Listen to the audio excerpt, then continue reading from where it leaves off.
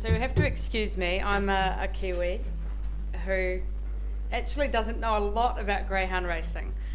I grew up in a small town called Timaru, which is in the middle of the South Island of New Zealand. It's actually where Farlap was born, but it's quite a strong area as far as harness racing goes, which is where my love of racing came from. Developed into a love of thoroughbred racing when I went to Cambridge Stud as a young person and got very inspired by what I saw. And I followed that through, went to university at Otago and had a real network of friends there that were very thoroughbred industry focused. From there, as Greg said, I went to the New Zealand Racing Board and then was lucky enough to get a scholarship under Sheikh Mohammed's umbrella to travel the world and learn about all things racing with 12 of my peers from all around the world. And after that, then joined Arrowfield Stud, where I was for 7 years, lucky enough to learn under John Massara. Now, the reason I tell you that story is because it just shows how one-dimensional, to be perfectly honest, my social groups and my surroundings have been since basically I went to Otago University, and gosh, that was, 10, 12 years ago now. I'd been surrounded by people that love horse racing. All my peers love horse racing. I'd go to the races every Saturday or go to the pub to watch the races every Saturday. So not a lot of diversity there. And having moved to Sydney, I didn't know anyone except for the people within the racing industry. And I'm kind of ashamed to say that, like, having been here 7 or 8 years, it's still very much the case. We're a very tight-knit community. And so when you work and socialise within the sport, get quite pigeonholed, and to use a racing analogy, very much the blinkers are on. The reason I say this is because about 3 years ago, was around the time that greyhound racing got banned in New South Wales.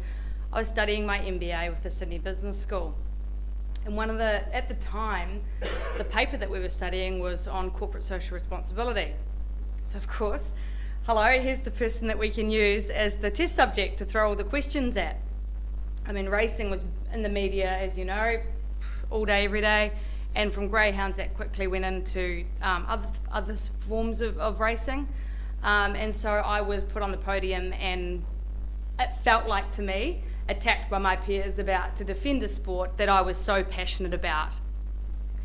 To be perfectly honest, I was pretty shocked. I did not realise that people of my age, these were well-educated, culturally diverse, Sydney locals that just didn't care about horse racing at all.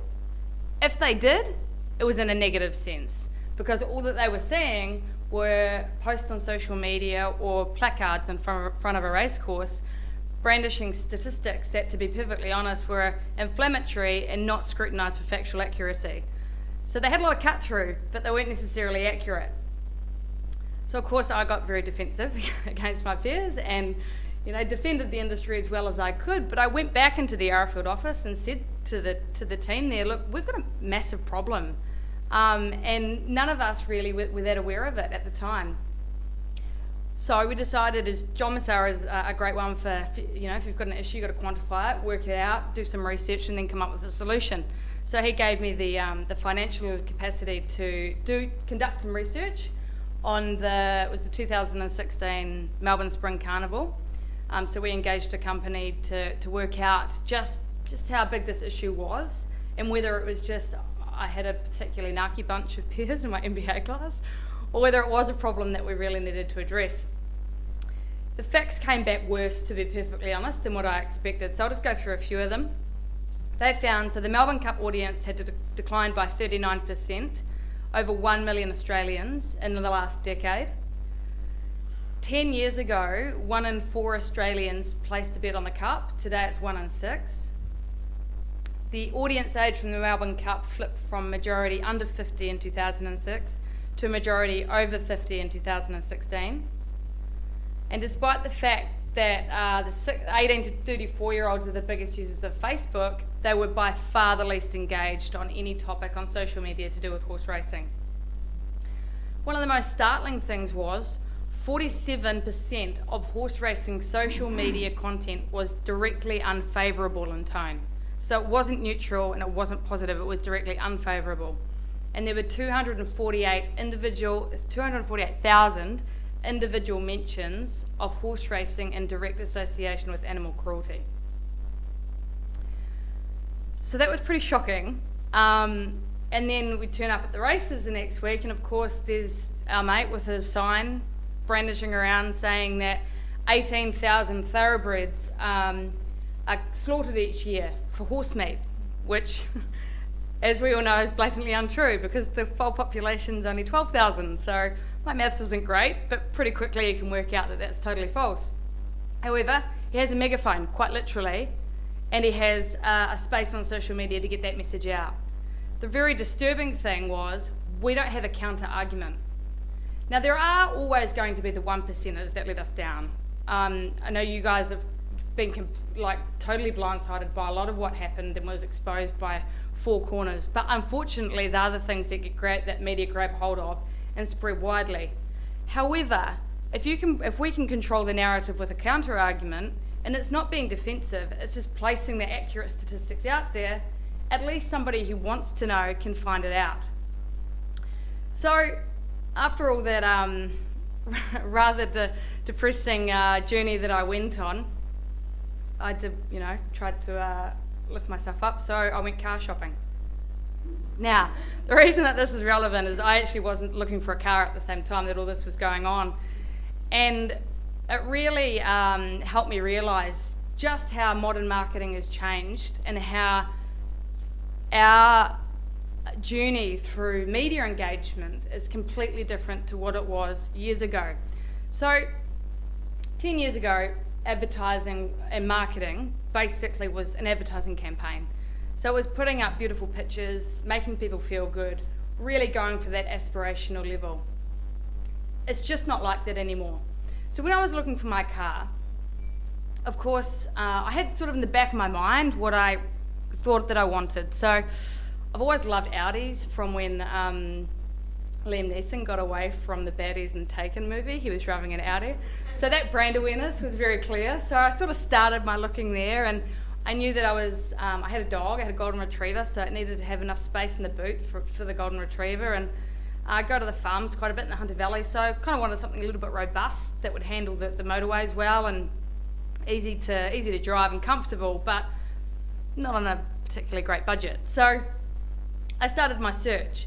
What did I do? The first thing I did is went to review websites and looked around these macro specs and what I was sort of looking for.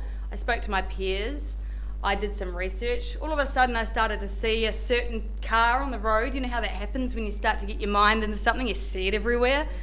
So I started to notice these things that were going on. I was like, okay, the next thing was get into the micro specs. So I had a few options identified and started to compare them and work out price points, what finance options were available to me, what colour that came in. Those really important things that actually get you through the conversion process. Now that's actually very much in keeping with how we in 2018 make decisions. It might be about whether you're going to go to a concert or whether you are going to buy a house or what university or school you're going to send your child to. What happens is we go through a 4-level process.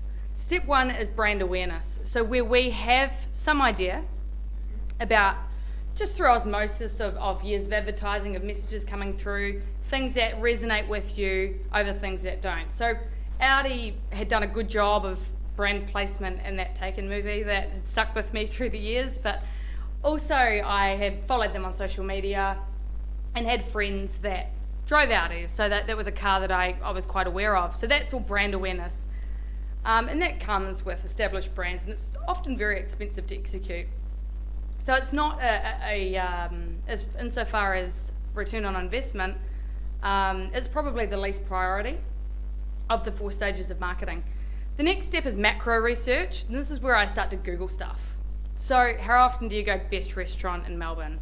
Or in my case, it was best 4-wheel drive to fit a dog in the back.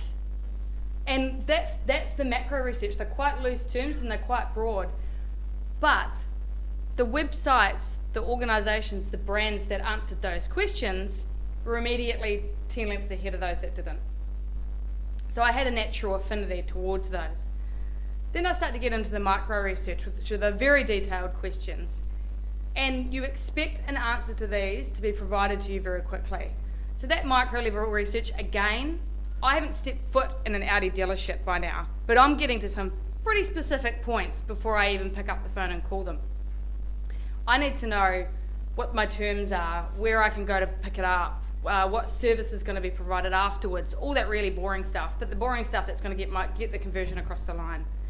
Once I bought the car, a lot of my brand perception was formed by experience. So how they dealt with me, how I felt driving the vehicle, their follow-ups, see my friends' reactions, all that really important stuff. But experience is a large part of the process because people require social validation. Around 90% of us, when we buy something, a major ticket item, will look actively for validation to make sure we made the right decision. It's the reverse of buyer's remorse in some respects. So we try and make sure that we've really done the right thing. So how does this relate to horse racing and greyhound racing? Well, it's the same thing, to be perfectly honest.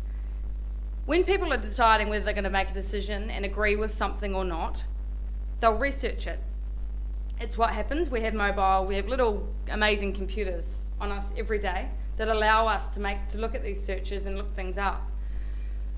So whilst the brand awareness and the spiffy big marketing campaigns that add the icing on are fantastic, a lot of people want to know and have answers to a lot of questions that can be answered before we even need the icing on the cake.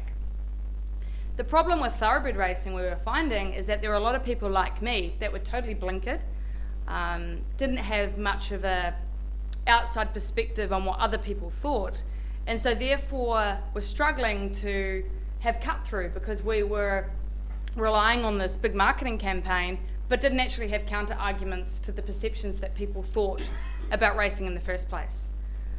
So what we're proposing to do for the thoroughbred racing industry, and will be coming to life in the next year or so, is to offer that counter argument. So there's two really key aspects to this that make it quite simple, and yes, they are sort of buzzwords in marketing, but for a reason. Trust and transparency, they go hand in hand. A brand can't be trusted unless it's transparent in its answers and the information that it delivers. Now that's scary for a lot of people. It's often quite scary for us in the racing industry because we're like, oh gosh, if we don't say that 100% of thoroughbreds are rehomed or greyhounds are rehomed after racing, they're going to jump down our throats. But it's no different to the road toll. We always work towards zero. And yes, we're not there yet, but this is what we're doing to try and get there. Communicating those briefs, what you've got on the agenda and what's happening, is just as important as executing it.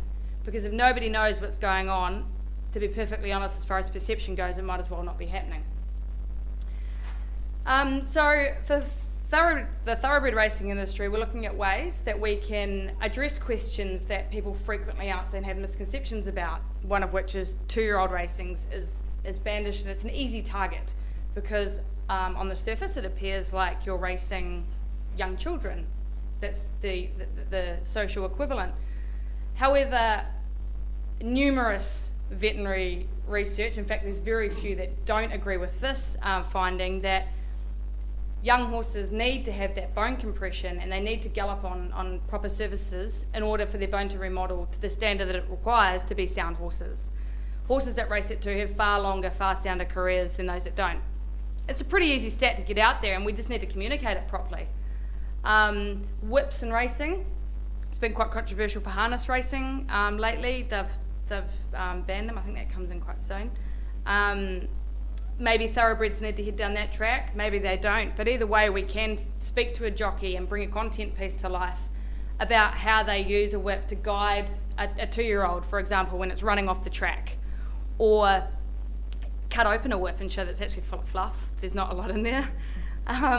So there's a lot of things that we can do that just really open up the doors and stop us from hiding behind a lot of ambiguity and a lot of we use terms all the time that frighten people, and we give images up that just alienate our crowd. So by providing that ability to have macro research and micro research around these levels, we can open up the doors. And how that, like on a smaller scale, how that appeals to racing clubs or to trainers, or we're looking at syndicators for horse racing, same for the dogs. It's an easily applicable framework to base marketing on. First thing is, it doesn't cost a lot of money. Content creation's organic. It happens within your own organisations, but people just need to be empowered to deliver it. Second thing is, we have these incredible platforms these days that can distribute content at a very low price. So whereas you had to book a 30-second TVC on a mainstream news channel, these days you can spend $500 on a directly targeted audience on Facebook and probably have 10 times the cut through. So it's quite an accessible point for people to reach. The third thing is, people want authenticity. So this content that's being produced to open up the doors and show people about the sport and give them the answers that they want to know does not have to be highly produced with a production crew that comes in and spending $20,000 on it. In fact, you're more likely to have cut through with an authentic piece covered with a DSLR camera that costs $2,000 with a kid down from uni. So this type of strategy is how we engage with media these days. It's how marketing can move to the next level, and it doesn't require this enormous spend. So what I wanted to leave you guys sort of to take away with, and I think I'm getting into it a little bit more in a meeting after this with some of you, is an actionable plan about how you could go and help racing improve its perception, because the challenge that we all face is bringing these accurate answers and controlling the narrative and making sure that the real facts get cut through. And that starts by all of us as a groundswell providing the right content and putting it out there. So in order to do that, the point is to keep in mind 4 steps. So step 1 is experience. You have to make sure that your clients are having the best experience whenever they come to a racetrack or whenever they deal with your brand. That's the first thing to ever deal with, because by far the majority of your clients will end up coming from past recommendations of people that have had a fantastic time or a wonderful experience. If you don't have that sorted, to be honest, money spent on marketing is money down the drain. Just within the thoroughbred industry as a whole, or the greyhound racing industry as a whole, we have to make sure that all our ducks are in a row, and that we don't have those underlying gaping wounds that are going to expose us through sensational journalism. Now, we're always going to have those 1%ers, but if we can work to minimise that as an industry, that'll improve the experience for everybody else around.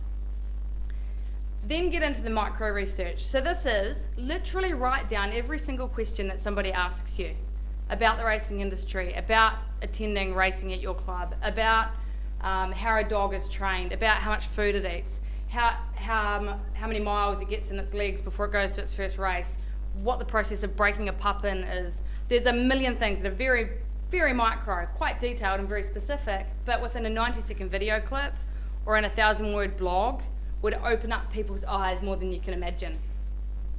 Then you get into the macro research, which is more about the feeling and the emotion that you get. So this is about sharing, coming to a race course, what owning a greyhound feels like, how you can bring your friends in and show them what it's all about. So this is before somebody's at the point of looking at those very specific search terms.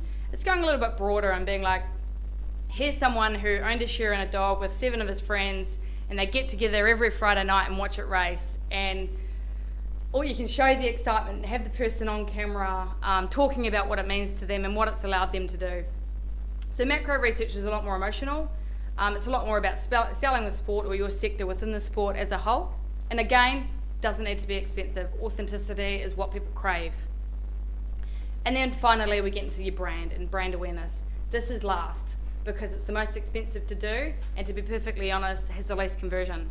But it's nice if there is surplus budget, you want to be splashing your name out there and getting it into the newspapers and on social media across the board. But insofar as distribution costs these days, leverage social media.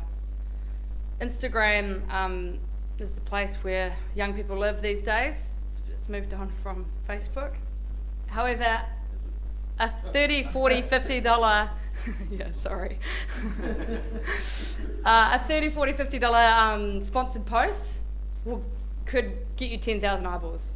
Now, you can't put that type of quantification on a billboard up on the main street.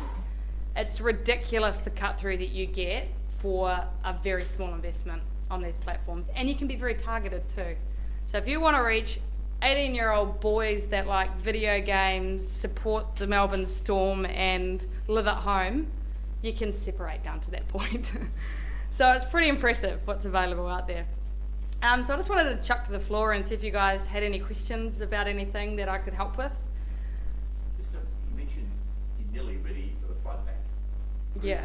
Who's doing it? Is that Racing New South Wales or? Yeah, Racing New coordinating all yeah, that? me at the moment. Yeah, so it's just obviously setting up a new business. I've been pretty flat out at the moment. They say a new business is like having a newborn, and I totally believe it. So, but we're working away on some strategies. So, Racing New South Wales have always been incredibly supportive. Peter Volandis is just sort of waiting for the strategy to help get behind it. We've had a lot of support from the farms and the direct participants. A lot of big owners are quite interested in donating. So the industry's in good health at the moment.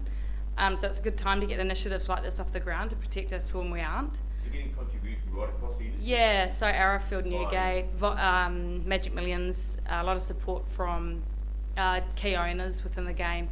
So it'll be, and it needs, club, ATC, yeah. So it needs to be a combined industry initiative, because then they have buy-in. Like if you've got skin in it, we're dependent on the outcomes, right? The farms that stand the stallions are more invested, to be perfectly honest, than nearly anyone. So they want to see the industry thrive in 20 years' time, and they're more than happy to help put the money in to help see this.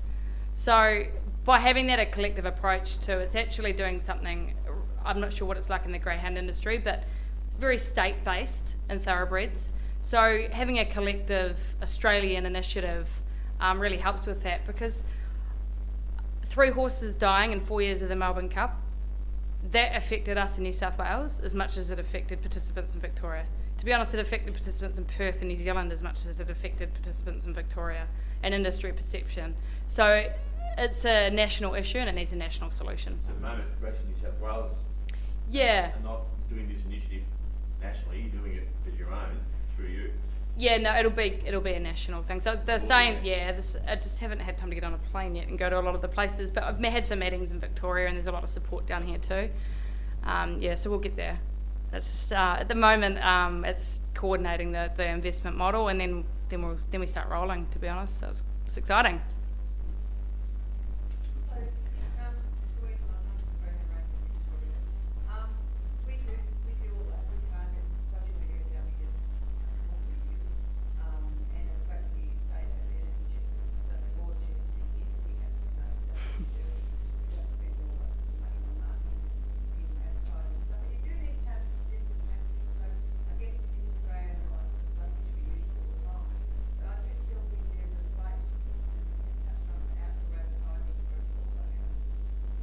Yeah, it's often just cost prohibitive, and not targeted. So when I recommend my clients, I mean, a lot of people just don't have big budgets, and if you did, then by all means go for it. But I sort of have 3 criteria that I look at before assessing where to invest money in distribution. The first thing is that it can be targeted. So you're not wasting money on people that just don't give a toss about what you're advertising. For example, like one of my clients is a syndication company, and they syndicate racehorses, and we're saying, should we advertise on Sky Racing? Now on the surface that looks like a pretty, amenable demographic. However, you're actually paying what corporate bookmakers have driven the price up for that distribution platform. Yet probably only about 5% of people that are eyeballs physically watching that ad would even be open to the fact of owning a racehorse, let alone the fact that they could be 10 lengths down in the process.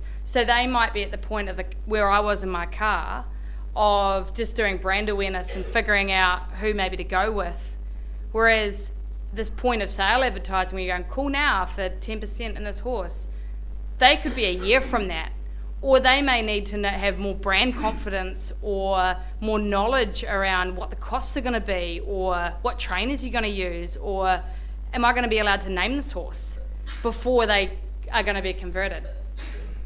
So there's that is step one, is being able to be targeted. So then you can really hone in on that particular person. Step two, I like to make sure that you get data feedback. You can get some from banners, but at the end of the day, like, you want to make sure your money is going in the right place. You don't want to be thinking the old adage that half of it's a waste and you don't know which half. That's not true anymore, because data metrics allow you to sit down and analyse the fact that you had this number of click-throughs, people looked at this ad for this amount of time. You can get very accurate stats coming back, which allow you to curate and improve on it for next time. And then the third thing is that you can actually show off your content well. And I'm heavily inclined towards video and things where you can drill down a little bit deeper. And so banners, you just don't have that capacity to do so. And ads, like, it's great, but people look at an ad for an average of 0.3 of a second. So it's just, you just don't get that depth, you know. If you can engage someone so much more, specifically get that feedback and really inspire them through a 90-second piece. I mean, they're not long, 3 minutes max. Then you'll have them eating out of the palm of your hand. Vicky, were you involved with the development of the Everest race concept? I wasn't really. So John Massara finished at Racing New South Wales about 3 months before that was announced. It was high-level discussion, but not really. It was amazing, though. It's been such a great initiative for racing in New South Wales. So. But quite relevant to what's happening in our sport at the moment. Yeah, it is. And like, you know, it had a lot of negativity around it initially, which I've heard yours also has copped. But at the end of the day, like, you know, you got to take a punt and have a go and see what's there. The lucky thing is with racing in New South Wales, because of a couple of key actions around taxation, getting parity with Victoria, racefields legislation being pushed through, they had that pool of money to address a lot of key issues. So as I said before, you can't put icing on a cardboard box and call it a cake. So you couldn't have delivered the Everest without a lot of other key initiatives that had been addressed beforehand, like putting 1% of prize money into a welfare fund, buying a farm, they have a lot of it. Racing New South Wales and Racing Victoria have a huge amount of initiatives around rehoming, which are and all from the last sort of 3 or 4 years, that are really starting to build traction. Now, you can't put out an Everest without that, and without showing that integrity's paramount, and you're rehoming, you're making sure that all your other ducks in a row first, basically. Well said. I'm not sure if that was controversial, but I feel like it might have been. Obviously, content is king these days. Digital content especially. What's your take? I gather you'd be supportive of like brand newsroom type structure that we see, such as racing.com, where we sort of own the market in that space. What's your opinion on that? I don't really. I think it's far more powerful coming from the people that are within it. So, I mean, it's been interesting with Kit Collective, the marketing agency. I've had a lot of people reach out and say, can you help us? We don't know what to do. However, it's not a sustainable business model having an agency go in and help execute a marketing campaign. We can help set up a strategy and set up a brand and get your content calendar and your 12-month plan in place. However, actual execution needs to come from within. So, I mean, you could turn up with a film crew to a kennel and show that, or you could have a couple of people that are fairly decent at working a DSLR camera and putting that out, and I tell you what, that'll have more cut through. It'll get far more authenticity and far more leverage than a highly produced, beautiful advert style piece will. Racing.com's doing great stuff. They've got really good stories and they have resources that allow them to do that. However, it's no limitation for a small business to have to compete with them at all. Everyone's got a phone, and like, you don't want it to look terrible, of course, and you want to actually be able to hear the audio. So there's a certain level and certain standard to upkeep, but it's very easy to do that, to get to that point. So it's just a matter of, you know, having someone in your organisation that's keen to learn and keen to give it a crack, and away you go.